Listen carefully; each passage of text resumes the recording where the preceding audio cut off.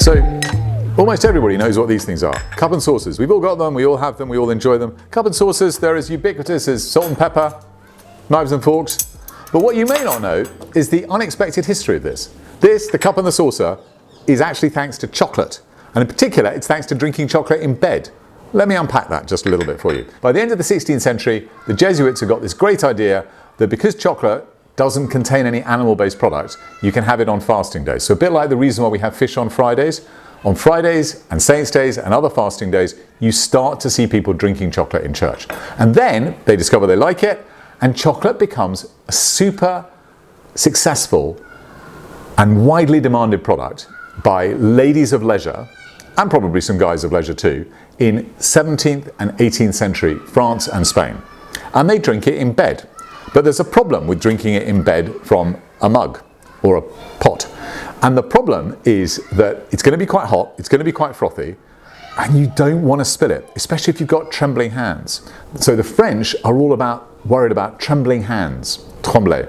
And so they come up with a great invention to ward off the problems of trembling hands in bed, the Trembleuse, which is basically a cup and a saucer.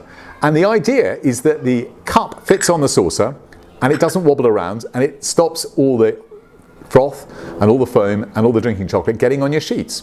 Interestingly, the Spanish have got a similar idea called the Mansurina at about the same time, but this rapidly takes off. So well before London's got its coffee shops, we've already got the cup and the saucer for chocolate taking off.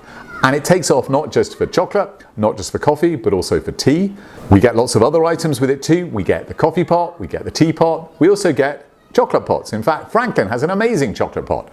And Benjamin Franklin, had he been more successful in promoting this chocolate pot, maybe we wouldn't have had the Boston Tea Party. But just going back onto cups and saucers, the great thing about cups and saucers is they make you sit back and they think. They give you rituals. Think about British rituals about, enjoying your cup of tea and the social aspects to it too. Move forward to the 20th century, and as we start to move around a bit more, this idea about hygiene and disposable cup means that we start to get these. And these really shoot into prominence actually in the late 20th century when Starbucks figures out to put a lid on them so you can take your coffee on the go. Now look, it's great to be able to take your coffee on the go, but is it as much about savouring and is it as mindful as you could be? Now the good news is we're starting to see a bit of reversal. We realise these things aren't that environmentally friendly, so we've now got great things like Keep Cups. Now to me, one of the great things about the Keep Cup is that if you're smart, not only have you got a lid, but you've also got a saucer. And just remember, merci bien. We don't want a little wobbly hand in bed unless you've got a saucer to protect it all. This, no good for bed. Enjoy your cup of tea, enjoy your cup of coffee, and above all, next time you've got a hot chocolate, just remember, the cup and saucer, it's thanks to hot chocolate in bed and trembling hands.